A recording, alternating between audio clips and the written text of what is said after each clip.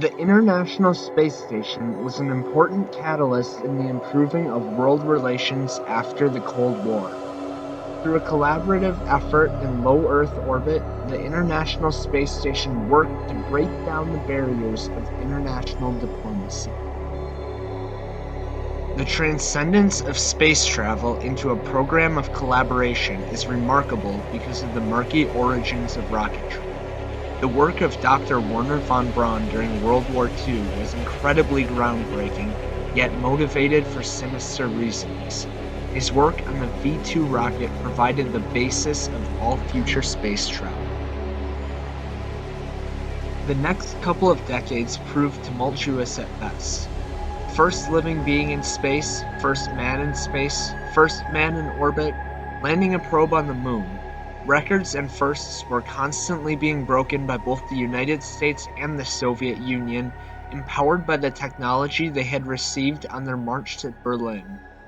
All of that changed the day Neil Armstrong stepped on the moon. This was a decisive blow to the pride of the Soviet space program. The transition to peace and collaboration in space afterwards was rather tranquil.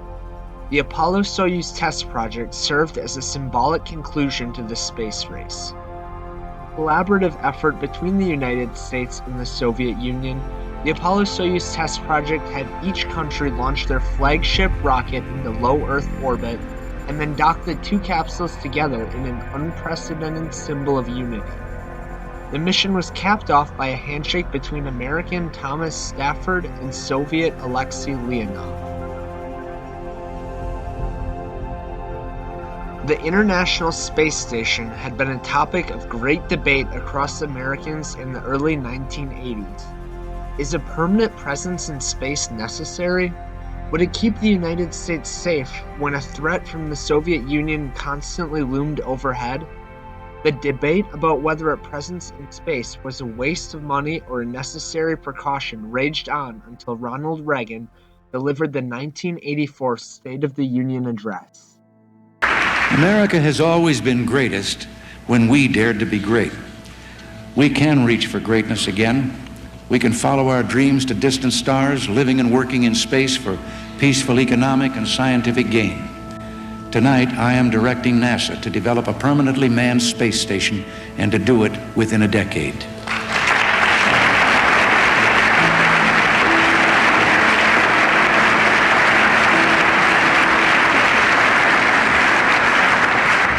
The space station will permit quantum leaps in our research in science, communications, in metals, and in life-saving medicines which can be manufactured only in space. We want our friends to help us meet these challenges and share in their benefits. NASA will invite other countries to participate so we can strengthen peace, build prosperity, and expand freedom for all who share our goals.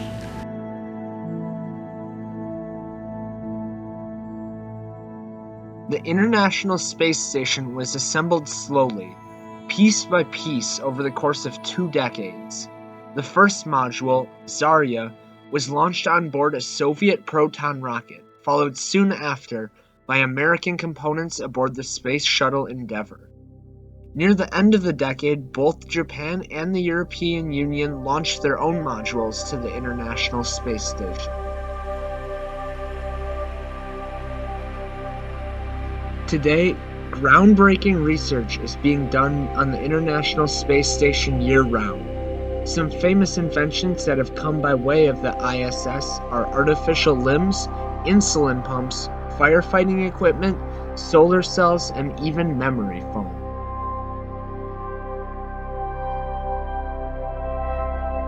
The International Space Station was originally intended to be named Freedom and be a collaboration between Western allies as a symbol of unity in the Cold War. However, in 1993, the Advisory Committee for the Redesign of the Space Station recommended that the station be relocated to an area that could accommodate Russian launches as an alternative method of transportation. The collaboration recommendation could not have come at a better time. Right as the Cold War was finishing up, renewed diplomacy was a necessity between the two countries. And it's not just the Soviet Union and the United States, either. The International Space Station had played host to astronauts and cosmonauts from 5 continents and 37 different countries. As American teacher and astronaut Krista McAuliffe puts it, space is for everybody. That's our new frontier out there, and it's everyone's business to know about space.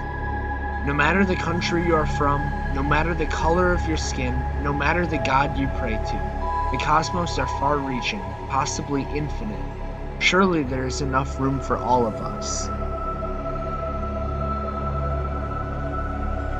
Throughout its lifetime, the International Space Station has served as a location for collaboration in space.